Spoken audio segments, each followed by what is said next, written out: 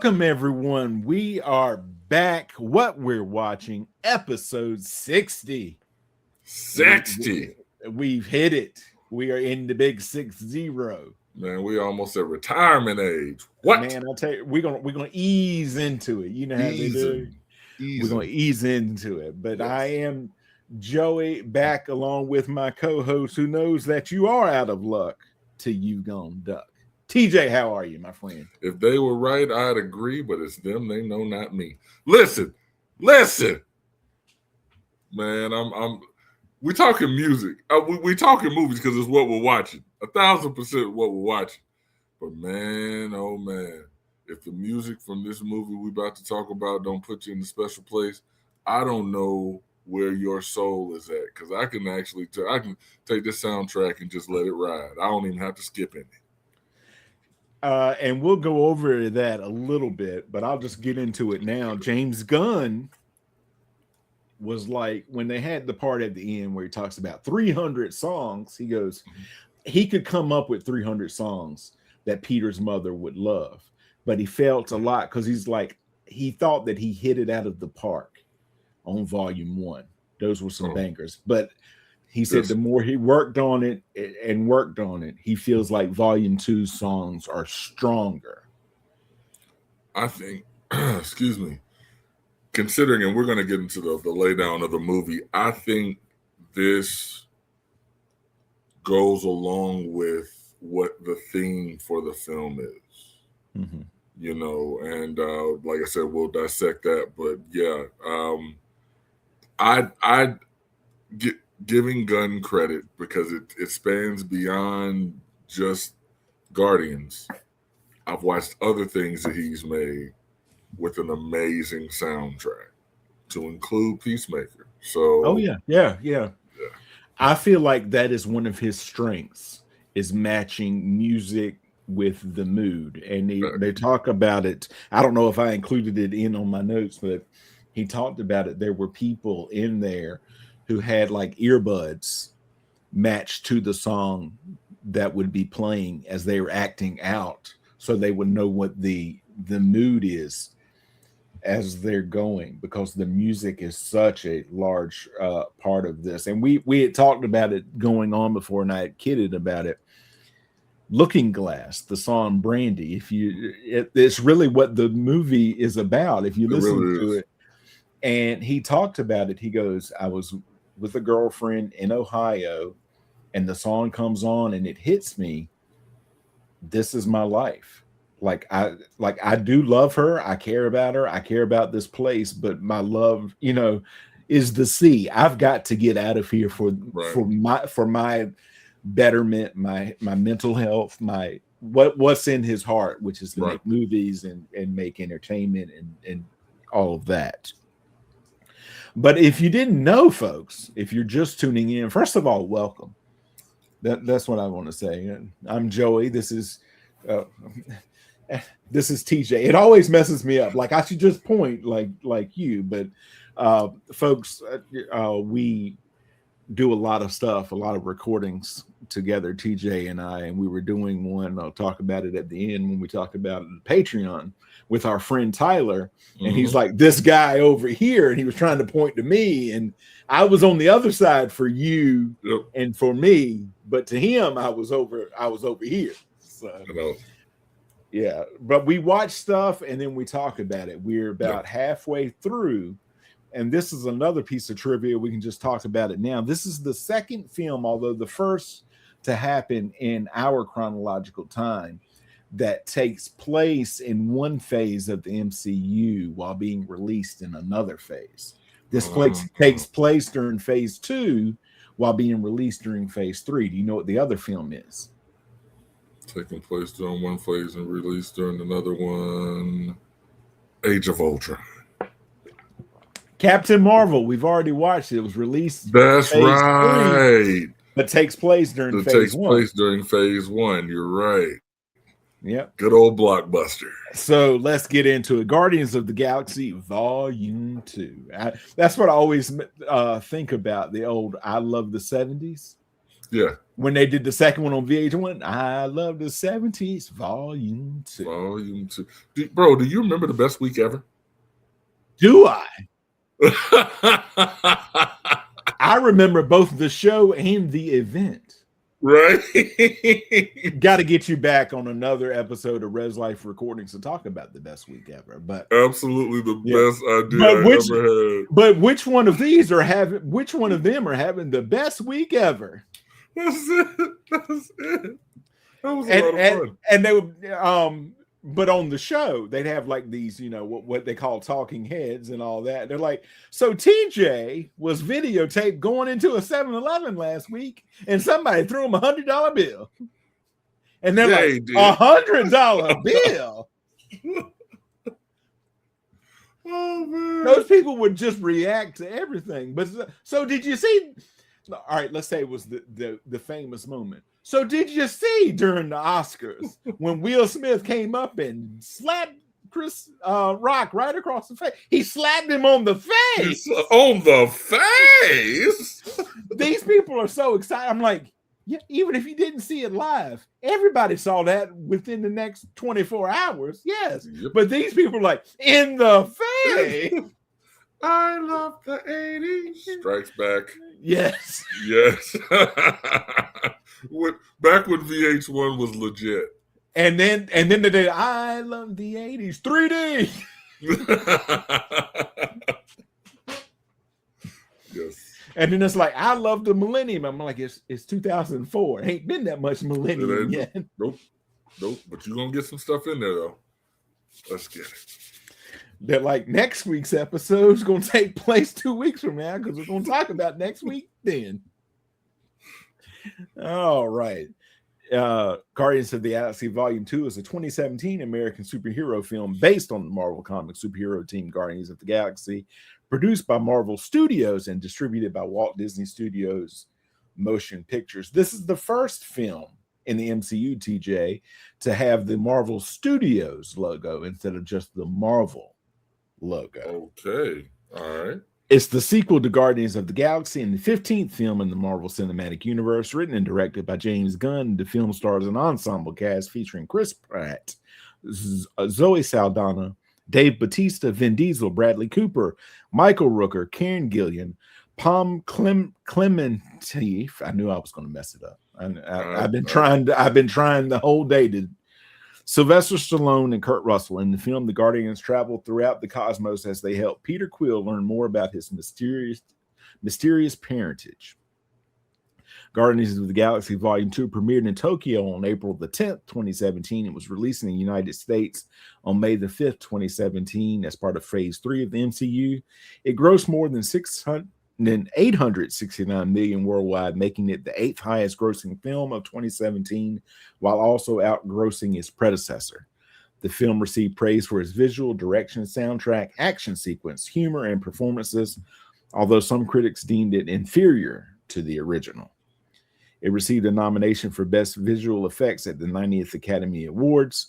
A sequel, Guardians of the Galaxy Volume 3, was released on May the 5th, 2023, preceded by the Disney Plus special, The Guardians of the Galaxy Holiday Special, in November 2022. So I have to tell you, I sat down, turned this movie on earlier this week, watched about 20 minutes or so before I had to get up and do something else. So last night, my wife and I went and got some food. We're coming back. She's getting her food ready after she had gone to the restroom. And so I just put it on and she goes, we're watching this. I'm like, I'm just going to keep it on while you fix your food. We'll watch something else. And we watched the rest of the movie. She goes, I don't think I've ever seen this one. I'm like, yes, you have. I think we went to, and she goes, oh yeah, it's about his dad. And she tells me about all of, but she did not remember bits and pieces of it. So we watched it from there. What was your history with this film? So at this point, man, you're talking Phase 3. I'm fully in it, fully immersed in everything Marvel is. I'm drinking the Kool-Aid. So this is a movie that I did see in theaters. It wasn't an opening weekend, but it was a movie that I saw in theaters. And I did not know how much I was going to love this film. Mm-hmm. Like legit love this movie. Like I came into it expected to have some fun because from the first film, Peter Quill's a funny character. Right. You know, he's fun. Gamora is serious, but their will they, won't they is there. And then you got Rocket and Groot that are extreme comic relief. So I'm like, if nothing, it's going to be a good movie experience. But then I heard the music, and that with, you know, the acting performances from everybody, yeah, big fan. And remind me before we go off to talk to you about my wife's question that she has about the end of the movie, and it has to do with Rocket. But we'll talk about it then. So in 2014, Peter Quill, Gamora, Drax, Rocket, and Baby Groot are renowned as the Guardians of the Galaxy. High Priestess Aisha of the Sovereign race has the Guardians protect valuable Anulax batteries from an Obelisk, an interdimensional monster, in exchange for Nebula, Gamora's estranged sister, who was caught attempting to steal the batteries. Now, let me say this. I think that we have all had that moment where you're doing something important while they are doing the battle, and there's somebody around you that's always like Baby Groot, just oblivious to everything that's going on. And I'm like, dude, if you can't get out of the way, you got to pay attention. Seriously. And all that. But no, he's just feeling it. Da, da, da, da. He's just dancing and just getting it. and messing with those Arlonis.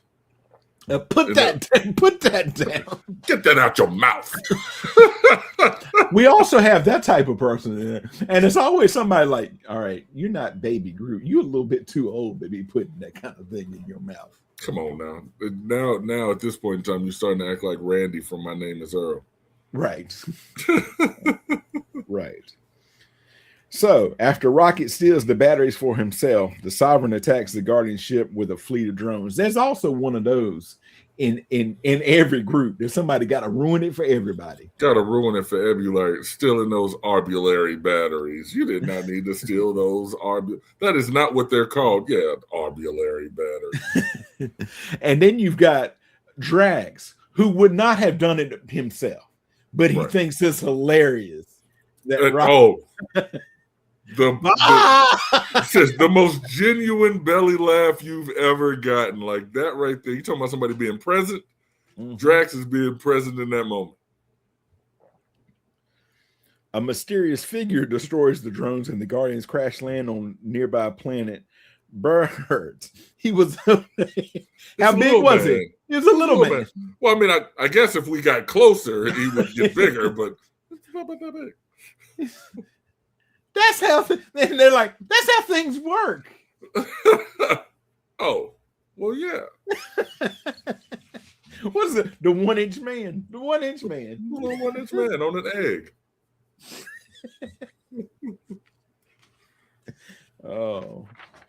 The figure reveals himself as Ego, Quill's father, and he introduces Mantis, his naive empath servant. Ego invites Quill, Gamora, and Drax to his home planet, while Rocket and Groot remain behind to repair the ship and watch Nebula.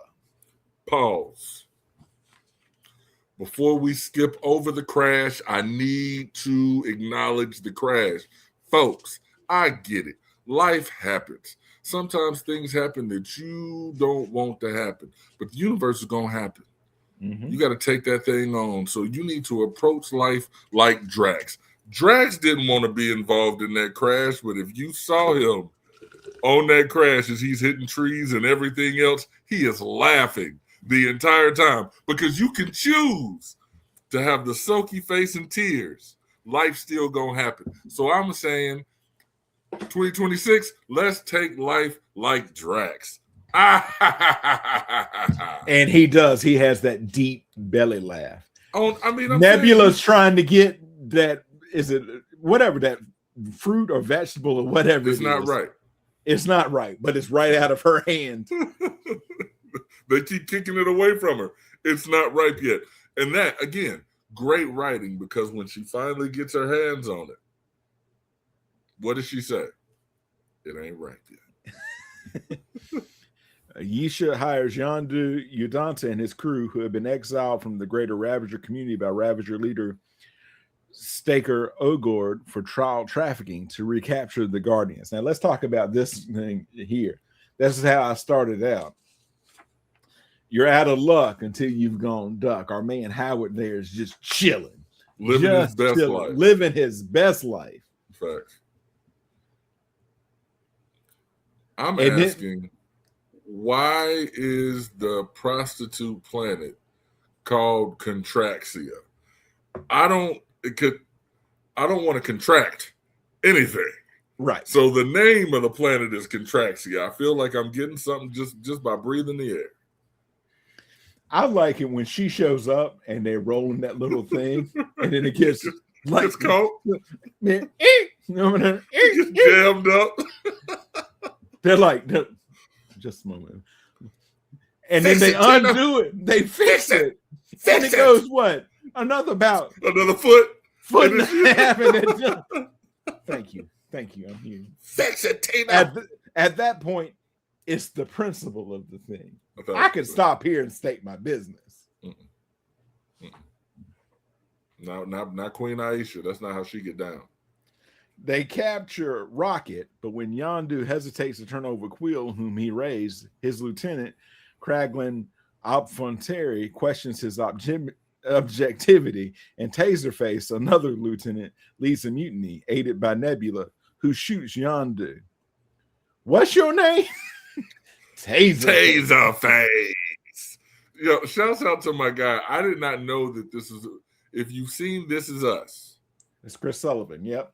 Oh, buddy from This Is Us, and I have only seen like 1 or 2 or 3 episodes of This Is Us. He's Toby, but I'm familiar. So props to that. Tell him who sent you. Taserface. I'm like, I guess it's a dope name. If every time you say it like that. I can't just see Taserface down. Like I have to say it like you're saying it. But I'm the same. But I'm like Rocket in this thing because I feel like Rocket wouldn't care because Rocket don't care. He's like Taserface, and at that moment, Taserface could have shot him, and I feel like Rocket would have been all right with that. All right, I'm dead. But Taserface, no. Do you shoot tasers from your face? Oh, no. I was shot in the face by a taser, and I survived. I am the boy who lived. Yondu comes with his magic arrow, but boom, right at that moment, just floop. Because Nebula she knew. Don't miss. She knew. Miss. She knew. F around and find out. She knew if he whistled one time, it was a wrap. Taserface executes Yondu's loyalists and imprisons him and Rocket aboard Yondu's ship. Nebula leaves to find and kill Gamora, whom she blames for the torture inflicted on her by Thanos, her adopted father.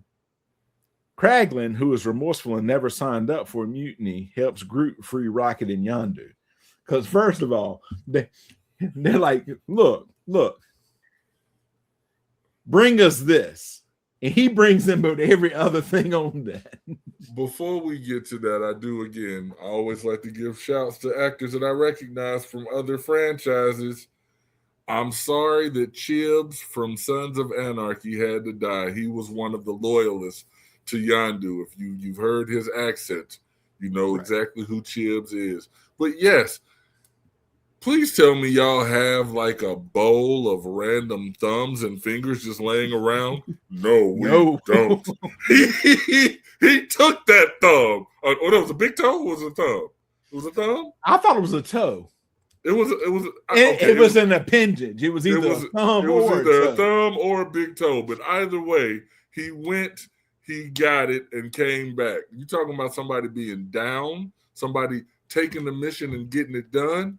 Right. Groot's that one. He didn't ask any questions. He just went and got it. Right.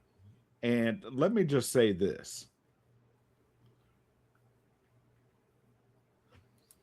Groot, to me, at that moment, was like that South Park episode with Cartman, with Scott Tenorman. Yeah, you've seen that episode, right? Yeah, not in a long time, but yeah.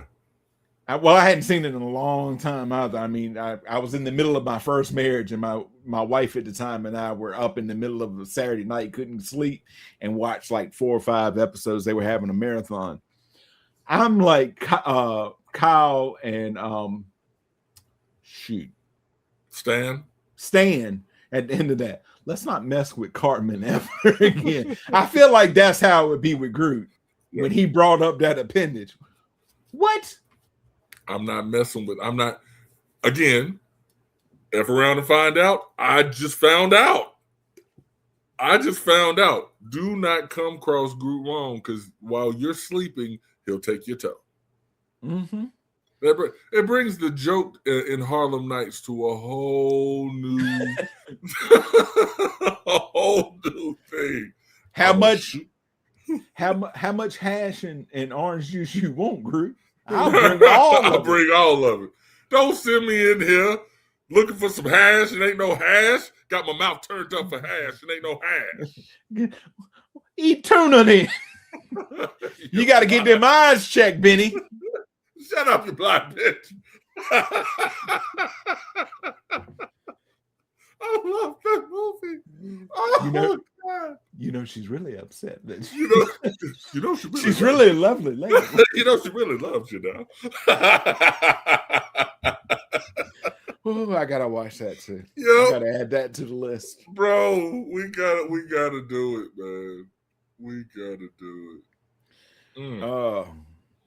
And while escaping, the group sets the ship to self-destruct using Yondu's arrow. Homeboy cleared everybody out. And let me tell you this, if I had that thing on my head, or if I could just do it naturally, it comes from the heart, we find out at the end. Mm-hmm.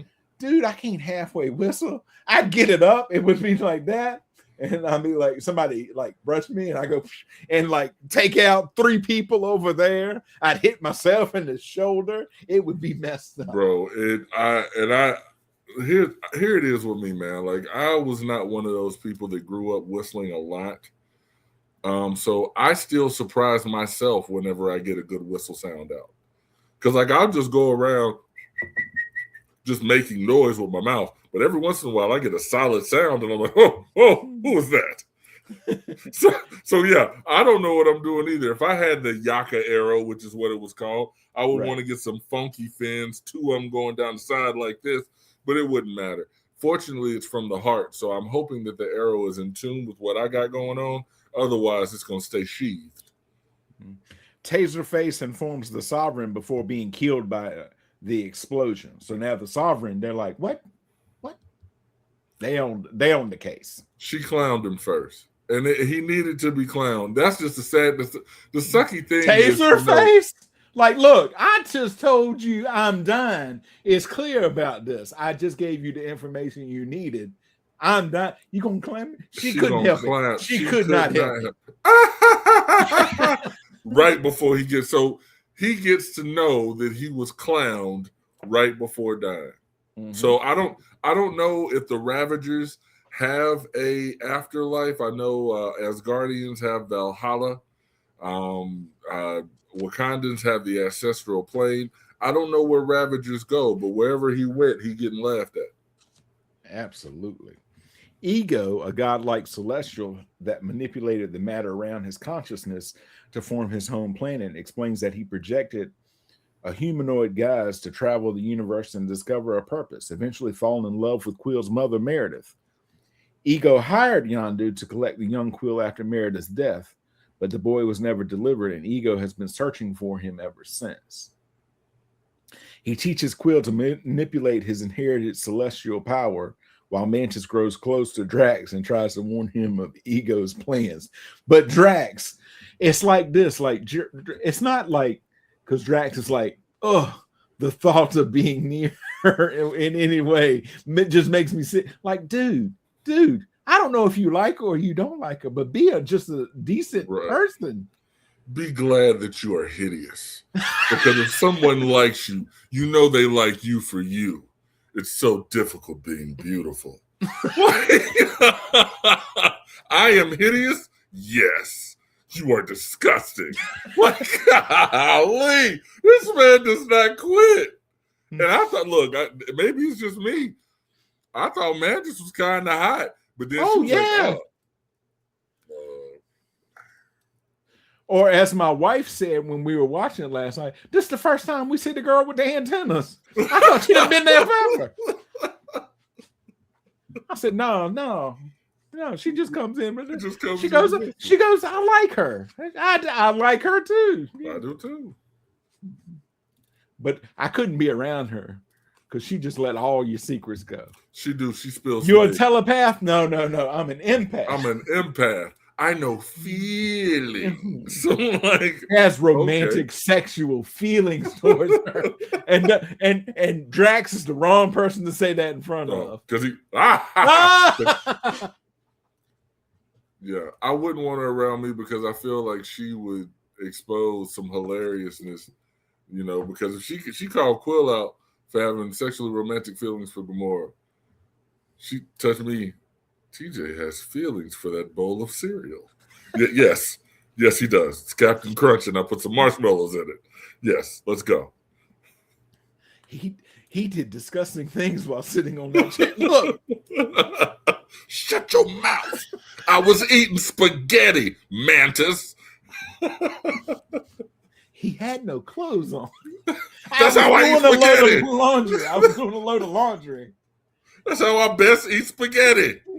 I know I'm going to get some on me, and it's just a quick wipe up. Just a quick wipe off.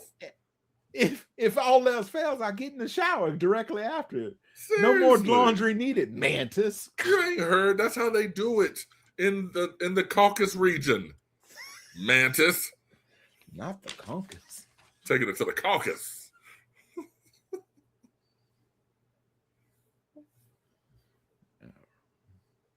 Nebula arrives at Ego's planet and tries to kill Gamora, but the pair reconcile and reach an uneasy alliance, soon discovering a cavern filled with skeletal remains. Now, this is what I thought there. You seen those old Looney Tunes cartoons with the wolf and the dog where they just clock in at the beginning of the day, and then they chase trying to get away from the sheep, and they eat their lunch together. That's how those two are. Like, it don't matter what's going on. When they're near each other, they got to fight. I will say, though, as far as wanting to take somebody down, all right, and I'm not trying to encourage anybody to have beef out here in these streets, but if you're not coming after your op like Nebula came after Gamora, then you don't have beef. All right, because she was willing to sacrifice her own self just to make sure she took this woman down. And then we get one of the coolest scenes because Gamora is going to take this gun, this Gatling gun from this ship, because y'all forget she's small and petite, but she's strong. I mean, she see her sister. Puts that thing up on her shoulder, Arnold Schwarzenegger style, clicks some buttons, and then boom, that thing is going to work. And then you see the explosion that comes out. That's one of the coolest, for me, even cooler than the opening scene where she slices that obelisk. Even cooler than that was seeing her with that shoulder rocket. That was cool. Drax would tell you it was him because he was inside. Yeah, he did. You had to split it from the inside. He's just over there, just. I did it like, all alone. Like, it's the same thickness inside it is outside. No, just. I did it all alone. And let me tell you this, because I think I took it out of the interesting facts because I was trying to keep it to a manageable level. Karen Gilliam, James Gunn told her, listen, from the first movie on, I know there's not a lot there. There may not be a lot there if they let us do a second one, but if you trust me and hold on, she's got a wonderful redemption arc, and she's going to eventually be a part of this team. And he goes, she could have said this is an empty promise. There's nothing written down on that, but she trusted him, and it paid off big time, folks. I agree. I definitely agree. I did not know really who Taryn Gilliam was until this movie. And then now that I saw her in this movie, now mind you, she's fully made up and everything. You can't see her in her normal white face, but I'm saying, like, after seeing her in this one, I started paying attention to the other things she was in. She's got talent. Oh yeah, she's got talent. If you're a Doctor Who fan, is Amy Pond, who's a huge person in that world, but also on the strength of a promise, shaved her head for the first one and shaved half of it for this one. Hey, cash them checks. Yeah. Ego brainwashes Quill and reveals that in his travels, he planted seedlings on thousands of worlds that can terraform into new extensions of himself, but only the power of 2 celestials can activate them. He adds that he impregnated countless women and hired Yondu to collect their offspring, but killed them all when they failed to inherit his celestial power. When Ego admits that he gave Meredith the brain tumor that killed her, an infuriated Quill breaks out of his brainwashing and violently attacks him. It's on now. And you killed my mom. You know what this always reminded me of? And I thought it again last night, so much so that I went and watched clips of this other movie this morning. It is Princess Bride. Hello, my name is Inigo Montoya. You killed my father. Prepare to die. Yeah. I mean, when especially, I mean, and it's tough for Quill because people from the outside looking in will be like, well, why is he so pissed? He ran out, you know. After his mother died. After his mom died, though, right? Like, because you got to understand, just based on his love of music, it's easy to put 2 and 2 together that he and his mother had an amazing relationship. Right. They had an amazing relationship, and the fact that Ego, his father, was not there for any of his childhood prior, you know that it's Quill, his mom, and granddad. So for him to lose her, and then obviously seeing the first one and, you know, seeing Gamora reach out to him and him seeing his mom, all that was major. Mm-hmm. So not only do you tell me that you're the person that gave her cancer, but you also break my Walkman. We got problems. Oh, yeah. We got problems. Because that was the last thing that she gave me, bro. We got problems. And look at it also from Quill's perspective. This is his mom. He loves his mom, who always told him, your father is from the stars, or how stars. Yeah, however she put it. He's a spaceman. They have this special thing. If you think about it on its head, if you take her, this woman is insane. Oh, no wonder she had brain cancer. That must have affected, but no, he always believed it because they had that bond. They had that connection. And he's over there. I forget exactly how he put it. Like it almost hurt him to put that tumor in her head, or whatever, however he phrased it. I loved her so. It hurt me to put that tumor in her head, but I couldn't go back. Yeah. Because he throughout, like he's like seeding it. No pun intended. Like with that song Brandy, with the song Brandy, my life, my love, and my lady is the sea. I couldn't go back. Ego then parasitically draws Quill's energy to activate the seedlings, which begin to consume the worlds on which they are planted. Now, they never precisely say it, but at one point here, they show, what is his name? Clark Gregg, whoever plays his grandfather on there, is driving the thing. They never say that that's the same person, but to me, it is. And whoever's with him, she goes, you know, he's been taking this hard the last 30-some years. We finally get him out and about. You know, his daughter died, as we talked about in the first movie. Right. On the same night, his grandson was abducted. We still ain't found him. Ain't got no bone. We can't grieve. We can't go forward. All that. I finally get him out and about. And you know, there's no dialogue in that scene, but you know, she says, "Ain't it a beautiful day?" He goes, "You know, it is. The weather's nice. Yeah, the weather's nice." And they survive, but she going, he ain't coming back out after this. He gonna stay inside. I made so progress. We were going to that Dairy Queen. We was getting ready to get some pretzel bread. Now, now he back in the house. He don't even want to go to the Dairy Queen anymore. What's the thing that they do at the Dairy Queen? What is their Sunday that? I know they flipped the blizzard. The blizzard. Yeah. They were about to do that upside down. Look, it ain't moved at all. At the Dairy Queen, we always went to afterwards, TJ. They did it, but they did it very quick. Look at that. It's just crazy. All right.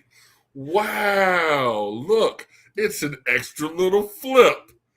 They don't do anything like this in Ireland.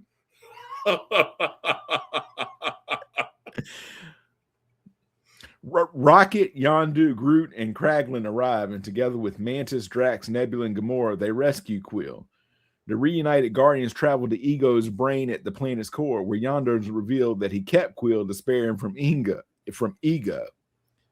You told me it's because they start arguing. You told me. I was little. I could sneak into. You said you were going to eat me. Listen, they never had to. I was going to feed you to them. They never had Terran before. They never had Terran before. As the Sovereign's drones return and attack, Rocket makes a bomb using the stolen batteries, which Groot plants on Ego's brain. All right, now what? Say it back to me. I am Groot. No, that's the exact same thing. No, I said don't do. You just plant it in there. You don't hit the thing. Now tell it back. I am Groot. That's what you said before. Then on the last time, I am Groot. Yeah, I am Groot. Yeah, I am Groot. No, that's love it. Quill uses his newfound celestial powers to fight Ego, distracting him long enough for the other Guardians and Mantis to escape. The bomb explodes, killing Ego and disintegrating the planet, but also draining Quill of his celestial powers. All right, now this is my favorite part of that. You look like Mary Poppins. Is he cool? Is he cool? He's the coolest. I'm Mary Poppins, y'all. Man, as he coming down, I'm Mary Poppins, y'all. I'm Mary Poppins, y'all. I watched that, and again, just being caught up in the moment. The first time I watched it, I laughed so hard that I cried at that one line. And then after the movie ends and you going back and laughing at things, and then you laugh at that line, you tear up for a different reason. Because then you get into really what the whole thing is about, is that Yondu is his father. He's not his biological father, but and he raised him. And he raised him, and it doesn't come from the head. It comes from the heart. Comes from the heart. And I'm like, oh, as he's being buried, and then he comes back, and that's when they get into, I'm your father. I may not have, but I raised you, and all of that. And then Yondu sacrifices himself to save Quill, because he does. It's the thing from the first one, what he does to Gamora, except this time, there's no saving, because Yondu was the one that saved him in the front, and comes back again and saves him. Yondu sacrifices himself to save Quill by letting himself die in the vacuum of space. Despite having reconciled with Gamora, Nebula chooses to leave and resume her quest to kill Thanos. The Guardians, with Mantis as a new member, hold a funeral for Yondu as dozens of Ravager ships arrive, having heard of Yondu's sacrifice and accept him as a Ravager again. This is what got me. Yeah. After the like you, I'm Mary Poppins, y'all, and it comes from the heart, not the head, and I'm your father, and the sacrifice they're showing, and all the Ravagers show up. Dude, I'm getting emotional now. That's what I'm saying, man. To have that song playing in the background, for Rocket to have the realization that he was a jerk. He was mean to people. He pushed people away. And then he says, and he steals batteries that he doesn't need, clearly talking about himself. right, and putting himself in that. And yeah, like Quill's like, we love you, man. Like, we're not gonna just stop being a jerk, you know? I mean, essentially, but for them to come back and to put the flags up and to have the colors of O'Gorg to go over his, funeral, like that was major. That was major. and they all show up, and like Kraglin gets emotional because like they accepted him again, and all of that, and we can talk about it. We just can't sing it. Father and son, Cat Stevens. Quill's listening to it, and Groot comes up and picks up the other like earbud and puts it in, and that's playing, and you realize that it just hits you. And I'll say this before we get into a series of mid credits and post credit scenes. My wife, I believe, watched the holiday special, but has never seen Volume 3, and she goes, "Well, everybody's kind of like paired up." She goes, "Why is there nobody for the raccoon?" And I'm like, "I think you're ready. We're going to watch Volume 3." But I can't like go into that. Like you can't just like follow it up. All of I wouldn't want to watch Volume 3 right after Volume 2. No, I'd be in depression. But you also have to like build on it, because like you've got to go through Infinity War and everything that happens. You got to go through Endgame. But I'm like, just stick a pin. I'm like, there's somebody there. I said, but I can't. If I seriously, like, I'd have to talk her off. She'd have to go find the ledge, and I'd have to talk her off of it if I followed it up. Shouts to James Gunn, because he'll give you one line, and I'm gonna say this. We can go ahead and call it a teaser because we're gonna eventually get to Volume 3.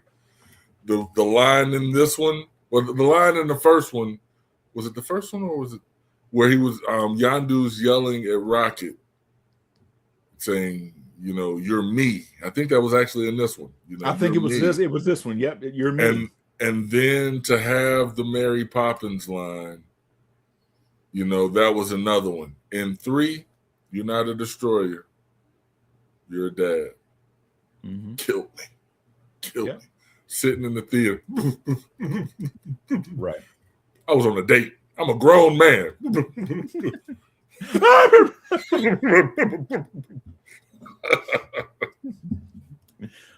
I know it wasn't the same person, but in the corner, did you hear another death rattle?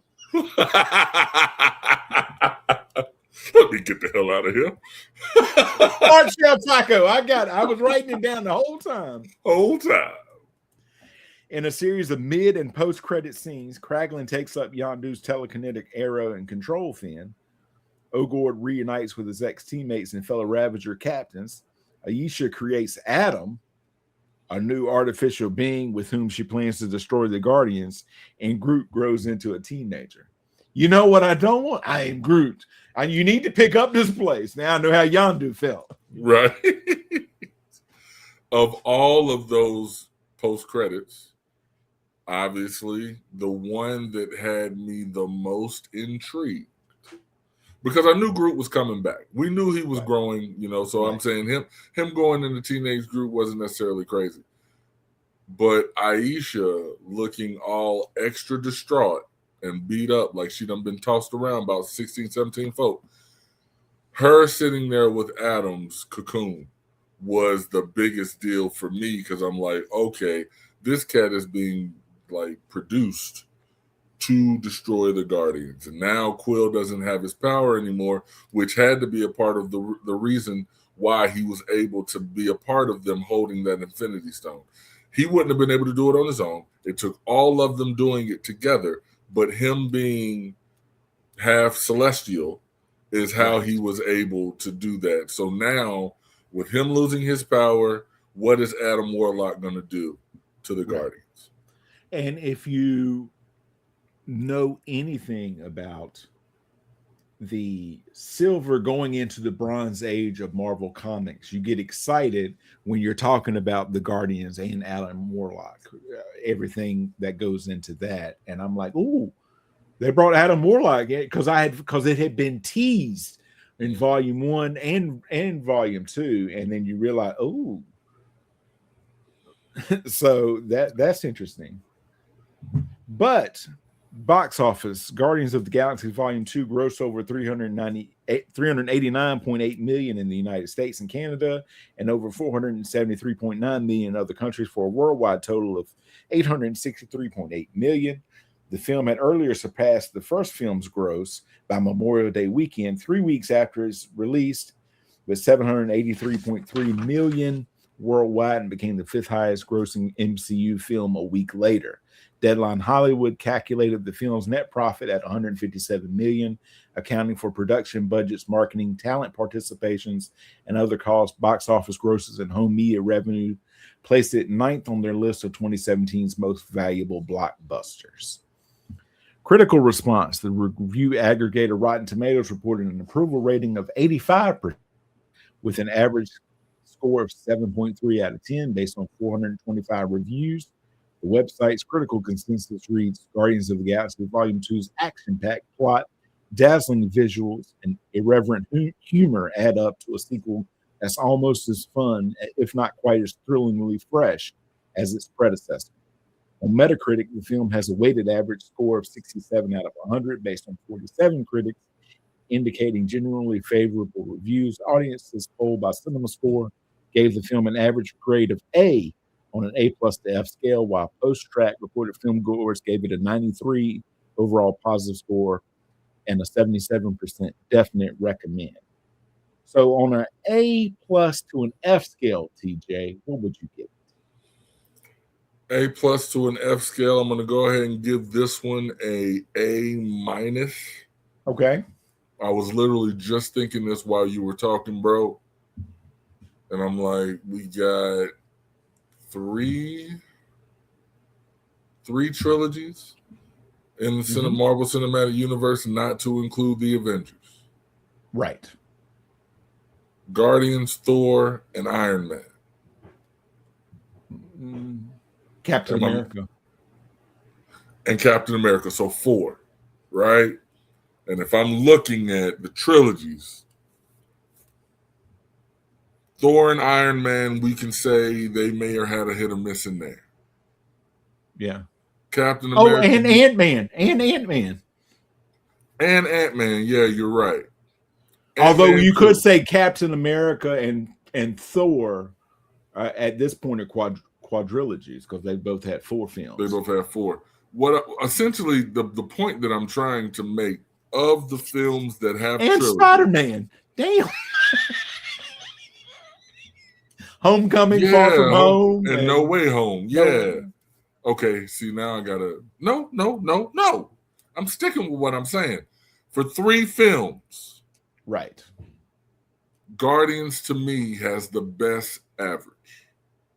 Oh, 100%. I'm saying there's an Iron Man movie that I might skip. There's a Thor movie that I most definitely will skip. There's a Spider-Man that I'm like, okay, I like them all, but I'm less likely to watch all of them. And then with Captain America, there are some that I like more than others. With the Guardians, I can watch any of them at any point in time and be happy. I'm saying they had, to me, it's a great, and I know we haven't discussed them all. We're going to, just getting to the point, because a lot of people say the sequel is oftentimes worse than the first. I think this one did a good job of holding steady, if not raising the bar just a little bit. You know, so that's the point that I was trying to make in all that. Oh no, I'm going to give it a little higher grade than you. I'm going to give it an A. Okay. There are A+ films in the Marvel Cinematic Universe. This is not one of them. Not to say that it's a bad film, because neither one of us would say that. Right. You don't give a bad film an A- or an A score. So some just bits of trivia that I found, TJ. Prop master Russell Bobbitt had difficulty finding the cassette decks used in the first film, and all of the Sony Walkman headphones they found were broken. Bobbitt contacted Sony to see if they had any available for filming. They did not. So he eventually created 6 from scratch. Wow. Dave Bautista's Drax makeup took 90 minutes to apply, down from 3 hours for the first film. However, he would have to sit in a sauna at the end of the day in order to get the makeup off. Sweat it off. I get that. When director James Gunn was writing the script for the movie and proposed the idea of Ego the Living Planet being Star-Lord's father, Marvel Studios told him they did not have the rights to the character. The rights belonged to 20th Century Fox because of his ties to the Fantastic Four and Silver Surfer franchises. So, folks, this is where it gets interesting. Since Gunn had no other characters in mind for Star-Lord's father, he had to ask Fox if he could use the character. Fortunately, Fox agreed and let Marvel have Ego in return for Fox gaining more creative freedom over Negasonic Teenage Warhead's set of superpowers in Deadpool. Are you serious? Do you know what before this, what the last time somebody had to do for a switch? Okay. Here's where things get interesting. ABC, Disney had Monday Night Football. That was going to ESPN. Al Michaels worked for Monday Night Football. He wanted to go to NBC for Sunday Night Football when they started, so him and John Madden could call Sunday Night Football together. NBC says, we want Al Michaels for Sunday Night Football. ABC Disney says, okay, we'll give it to you in return for Oswald the Lucky Rabbit that NBC owned, so they could have it back for Disney. So that's the switch they made. Oswald the Lucky Rabbit for Al Michaels. It's just, the stuff that goes on behind the scenes, man, is sometimes the most fun stuff. According to the visual effects artists, Ego's planet contains 1 trillion polygons. At the time of the film's release, this was considered to be the biggest visual effect ever made. All right. Now, this is my favorite trivia piece on that. In the Guardians of the Galaxy comics, Taserface is a warrior from the cybernetically enhanced race known as the Stark. The Stark are an alien race that found Iron Man technology that had accidentally crashed on their planet, and as a result, they worship Tony Stark as their god.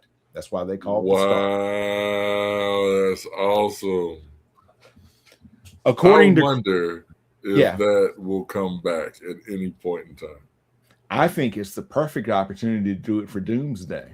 Right.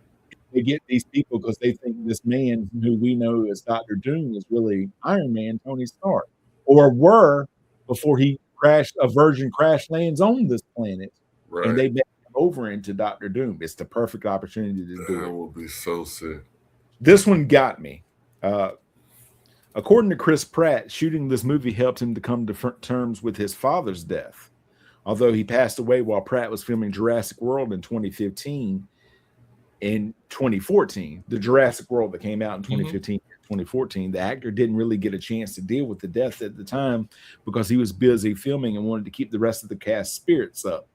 For a film that director James Gunn has described as a story about fathers, Pratt was able to open up old wounds that have been healing for some time and acknowledge the fact that there are some wounds that cannot ever be completely healed, such as the death of a parent. James Gunn said the hardest song to get the right for was ELO's Mr. Blue Sky, because the band had previously cleared their song Living Thing for Guardians of the Galaxy, but the scene it was in ended up on the cutting room floor. Oh. Whether because of hurt feelings or just a feeling that they might be wasting their time again, the band was reportedly hesitant to greenlight the use of their song in the second movie. Once Gunn explained the importance of the sequence Mr. Blue Sky was featured in, he had a fairly easy time of convincing them it was impossible to drop that scene from the final cut, so the song would appear in the film. Awesome. Dairy Queen is not here as product placement. It's a place that reminds Gunn of his childhood and is meant as a marker to encourage memories of youth in the 80s. He stated, "I will never make product placement more important than the story I'm telling." Awesome. James Gunn and Chris Pratt revealed on Twitter and Instagram that Kurt Russell's last day on set was a very emotional one, with both of them breaking down in tears because they enjoyed working with him so much. James Gunn specifically said working with Russell proved that sometimes it's okay to meet your heroes. Now, the next one has ramifications of something that just happened. Okay. Nathan Fillion, who has had a role in all of James Gunn's films, had a cameo as Simon Williams' Wonder Man. A scene was filmed taking place in the Simon Williams Film Festival featuring several posters for fictional films starring Williams. The scene was cut, but Gunn shared the posters online. One of the fake films was a parody of The Toxic Avenger, directed by James Gunn's mentor, Lloyd Kaufman, and another one was a biopic of Tony Stark with a poster directly spoofing Steve Jobs. This was Gunn's only film that does not feature Fillion in any capacity. Fans speculated that Fillion would still play Wonder Man at some point in the MCU, but Yahya Abdul-Mateen II was ultimately cast in the role for Wonder Man. That just came out like 2 weeks ago, right? Amazing. Fillion did end up voicing Wonder Man in MODOK and was cast as different character, Master Karja in Guardian of the Galaxy Volume 3. Mm-hmm. Olivia Jackson, the stunt woman for Nebula in the first movie, suffered a traumatic brain injury and a left arm injury that led to an amputation, as well as multiple fractures on the left side of her face that required reconstructive surgery. These injuries occurred when she struck a misplaced camera crane while performing a motorcycle stunt during filming for Resident Evil: The Final Chapter.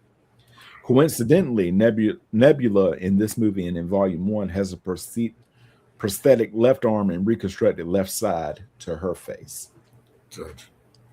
This is Michael Rosenbaum's first foray in the Marvels as a Marvel Comics character. He previously played several live-action and animated DC Comics characters, including Lex Luthor on the television series Smallville, as well as Wally West, The Flash, and several animated television shows and movies. This is the first MCU film to take place during one phase but be part of another phase. Michael Rooker and Stan Lee both appeared in Mallrats. Michael Rooker is Venning and Stan Lee is himself. The second collaboration between Sylvester Stallone and Kurt Russell, the first being Tango and Cash.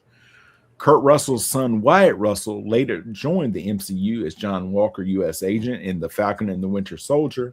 Wyatt's first ever audition was for Captain America in Captain America: The First Avenger. Nice. The song over the end credits is written by James Gunn and is his first pop song. Marvel Cinematic Universe's sequel to use the first Marvel Cinematic Universe sequel to use a number rather than a subtitle since Iron Man 3. All other sequels since the third Iron Man have used a subtitle. Kurt Russell and Michael Rooker's second film together, the first was Tombstone. Sylvester Stallone's second comic book movie after Judge Dredd. He wanted to play Superman in 1978 Superman and met with director Richard Donner about playing the part, but was ultimately rejected for being too ethnic. Donner always wanted to cast an unknown and only met with Stallone on the producer's orders, but it was also rumored that Marlon Brando, who played Jor-El, vetoed Stallone's casting because Stallone was then regarded by many as the next Brando. Wow. Surpassed The Expendables 2 as Sylvester Stallone's highest grossing film, features two Oscar winners, Michelle Yeoh and Zoe Saldana, and two Oscar nominees, Bradley Cooper and Sylvester Stallone, and Bradley Cooper's 10th film to gross over $100 million domestically. All you can say is put him in the movie and it's going to make some money. Absolutely. So, TJ, what's next? I'm thinking we go back and we cover the second season of Sherlock, 3 more episodes. Before coming back, and I needed to bring this up. Give me just 1 second, please, sir.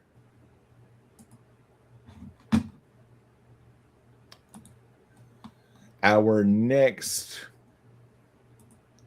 movie in the MCU is Avengers: Age of Ultron. Yeah. Followed by Ant-Man and then Captain America Civil War. And that's when things start to get real. Just thick. I am going to tell y'all, I am one of those people that likes Age of Ultron. A lot of people don't. I do. And be prepared for me to tell you why. The farther along we get from it, the impact that it has on the MCU, even today, becomes more apparent. Yes. We got so much from that movie. Like the whole, I mean, because again, and this you'll hear this again, but up until this point, the Infinity Stones as individual things to attain, it becomes a thing in Age of Ultron. Right? So, like, yeah, I'm for it. Like I said, a lot of people didn't like it. You're gonna hear why I do. What we're watching, but hey, check out the Patreon, folks. Baby Kangaroo Media. What? Patreon.com/Baby Kangaroo Media. All right, TJ. Speaking of which, I got an email this afternoon from a certain fast food establishment that says, Joey, this month only, you can get 2 6-inch subs for $6. All right. That's what we used to call a $5 foot month. Once upon a time. Now, folks, you can go and get, for one evening's delight for you and your beloved, 2 6-inch subs, have them toasted, put whatever you want on it, and you'll have a good meal. Or for $1 less, you can get 85 pieces of content forever from Baby Kangaroo Media. Every month, this is what we hit you with. All right. We hit you with the Cup of Joe on Patreon, where Tyler and I discuss a piece of wrestling content. You get the Joey Harris Super Show. You get Res Life recordings.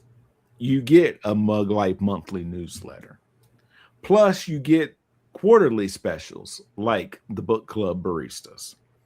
You get episodes of the Artist Corner with my good friend right there. Now up both of the short films that he's been in, My Darling Lizzie and Art Crawl, plus the Art Crawl trailer.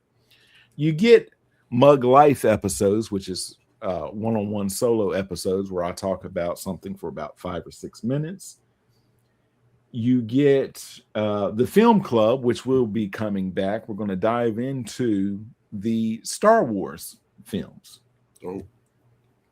All of that, plus the green rooms. I've done about a dozen green rooms, which is where I go one-on-one before a episode of the Joey Harris Show or a Cup of Joe Wrestling Show, what have you, and I ask the guests questions, or we get into different things. All of that, just $5 a month. So try us out for 1 month over on Baby Kangaroo Media, patreon.com/Baby Kangaroo Media.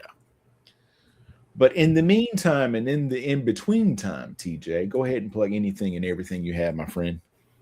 Folks, if you want to follow me, you got to follow him. Everything that I got going on, I let Joey know what's happening. And if I can bring it over to Baby Kangaroo, you know that I'm going to. But if you want to watch me, you can turn on Tubi right now. It says Tubi. And then search You're It. You'll see me in there. It's a hilarious horror movie. Yeah, that's the one I'm going to plug for today. Looking forward to coming back and doing this again. So thank y'all for continuing to support, like, subscribe, share us with your family members, because I keep it clean here. This is something that you can share with your grandma and know that she is not going to question your thoughts or choices. You know, she'll support them. She'll say, you know what? That Joey fella, I like the cut of his jib. And that TJ, he lays it on pretty smooth. That's what grandma will say to you. Absolutely. Absolutely. So share us with grandma so we can get them subscribes up, and then we can give y'all the live episode that y'all really want. Because I will fart for money. Share it with your friends, your co-workers, your acquaintances. Reminisce with people you don't know. And share it with them too. Share it with your boss. Give y'all something to talk about at the water cooler. You're on the subway headed to work. You're watching it on your little phone there. You turn to your friend and say, these two fellas right here, they are funny people. And they say, well, what is that? They're like, it's what we're watching. And they're like, how do I find that? And you show them how to find it. They subscribe to, and y'all reminisce on the way to your work. That'll be better than what you're going for. Because Linda is going to be saying, why didn't you turn in your paperwork, even though you turned it in the week before? And you're like, Linda, per my last email, here's the paperwork. And then Linda will apologize, but she'll hold it against you for the rest of the day. But if you share this with her, then you've always got that thing to come back to. So you seen that latest episode of What We're Watching? And that face that she had that was all scrunched up, like she got to go number 2, but she ain't been able to in a week and a half, will dissolve. And now she's smiling at you. Yes, I did. They just had episode 60. 60! And then, so when you go for your performance review next week, it's going to be a good performance review, and you're going to get that raise that you've been wanting. Did you learn that from the street? Yes, I did. In the ghetto. Good times. It's this. What you got to listen for is the silences. It's not always what she says. It's not always what she says. It's the pauses. Stanley knows what's up. Stanley knows. It gets him from one day to another until he can get pretzel day. He likes pretzel day. Let me get to pretzel day. Yes. Good time. TJ, before I let you go, if it's pretzel day, what you getting on that pretzel? That's a tough one, man, because I'm like, it's going to be something sweet. Like cinnamon, and I want some Cinnabon cream to dip it in. But if you can somehow make this pretzel taste like a funnel cake, I'll eat that too. What about you, brother? And then for the next, I think you also got to like sprinkle some M&Ms and stuff on there, like that hot fudge and stuff. Then for the next hour and a half, you're going to be just overtime. But then that sugar crash is going to come. Oh, it's going to come. It's going to come on hard. I'm feeling it.